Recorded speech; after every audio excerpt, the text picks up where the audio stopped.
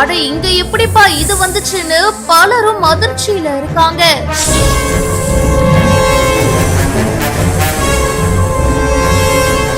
Everest பனிமலையில் பிடிபட்ட ராஜநாகங்கள்.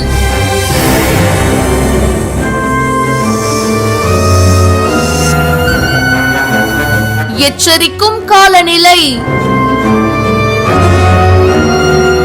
நேபாளம் நாட்டுல Everest மலைக்கு பக்கத்துல 9 ராஜநாகம் மற்றும் ஒரு ஒற்றைக்கண் நாகம், அதாவது மோனோஸ்லெட் கோப்ரா அப்படின்னு சொல்லுவாங்க. இந்த மாதிரி 10 விஷப்பாம்புகள் 1.5 மாச இடைவெளியில பிடிபட்டிருக்கு.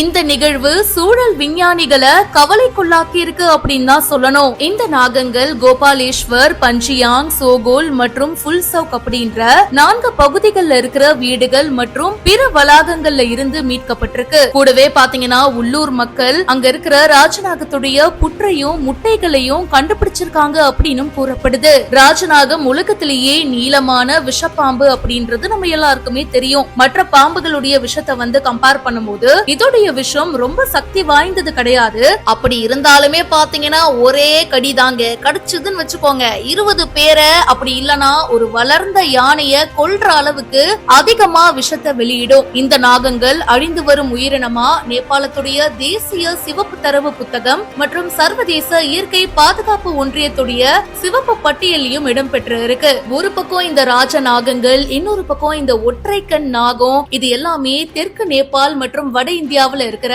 தாராய் பகுதிகளில் இருக்கிறது. ஒரு பக்கம் வெயில் ரொம்ப ஜாஸ்தி ஆயிட்டே போகுது இல்லையா, சோ அதனால மலை பிரதேசங்களை நோக்கி அது போயிருக்கலாம் அப்படின்னு கூறப்படுது. இந்த வீடியோ பத்தின உங்களுடைய கருத்துக்களை கமெண்ட் செக்ஷன்ல சொல்லுங்க. மேலும் பல இன்ட்ரெஸ்டிங்கான விஷயங்களுக்கு இப்பவே பிஹைண்ட் ரூட்ஸ் ஃபாலோ பண்ணுங்க.